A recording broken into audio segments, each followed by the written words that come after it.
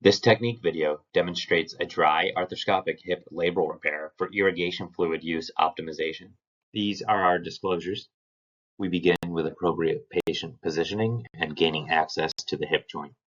The patient is positioned supine on a hip distraction table with the feet placed in well-padded boots.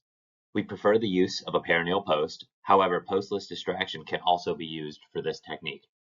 The anterior superior iliac spine is marked and a line is drawn to the lateral aspect of the patella to mark the medial aspect of our working safe zone to prevent iatrogenic neurovascular injury. The anterior superior and posterior borders of the greater trochanter are marked and the anterior lateral portal is established under fluoroscopic guidance. The mid-anterior portal is then established under direct visualization with the camera in the anterior lateral portal. An intraportal capsulotomy is then performed. All of the previously discussed steps can be performed in the absence of irrigation fluid. Next, we expose the labrum. With the camera in the anterior lateral portal, we dissect the capsule from the labrum with a combination of a shaver and a radiofrequency device, as demonstrated in this revision case. Irrigation fluid use is required for this portion of the case to appropriately utilize the arthroscopic instruments. After adequate labral exposure, the fluid inflow can be stopped and a posterior lateral portal is established for suction needle placement. The posterior lateral portal location is marked at the same level as the anterior lateral portal and the posterior border of the greater trochanter. The posterior lateral portal is established with the use of a 17-gauge access needle under direct visualization with the camera in the anterior lateral portal. This photo demonstrates the external placement of the suction needle in the posterior lateral portal. The access needle is then attached to suction tubing. We can then proceed with the labral repair as usual.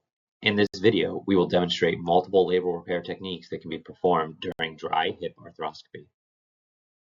The drill guide is inserted into the dalla and is placed just underneath the labrum at the 2 or 3 o'clock position.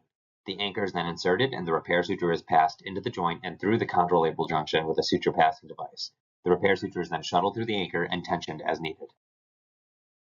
For the outside-in repair, the drill guide is inserted into the dalla and placed above the labrum. The anchor is then inserted and the sutures are passed and tensioned in a similar manner. This technique is performed for a revision labral repair and is similar to the previously demonstrated far medial knotless repair. One suture is passed through the chondral labral junction and the repair is tensioned and secured with an arthroscopic knot tying technique. Here we demonstrate a revision labral repair with an outside-in technique. The drill guide is placed above the labrum and the repair suture is passed through the chondral labral junction and retrieved outside the joint. The repair is then tensioned and secured with an arthroscopic knot tying technique. If needed, far lateral labral repair is performed under fluoroscopic guidance to assist with anchor placement without intra-articular joint penetration. Again, no irrigation fluid is required for utilization of this technique.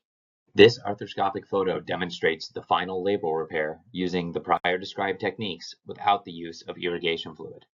These previously described principles can also be applied for labral reconstruction in a dry and fluid-sparing manner. The suction needle is then removed from the posterior lateral portal and the hip is taken off traction to evaluate the suction seal of the labrum. At this point, we are ready to begin any indicated and planned peripheral compartment procedures. Femoral osteochondroplasty is performed, balancing visualization and fluid pressure optimization. Subsequently, the capsule is closed in the usual fashion. During portions of the case where irrigation fluid is necessary, various additional techniques can be employed to optimize the use of irrigation fluid in addition to dry arthroscopy.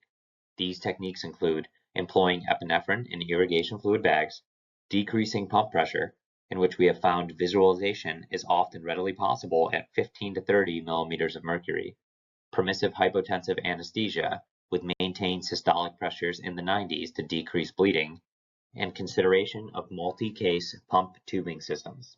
We thank you for your time and attention.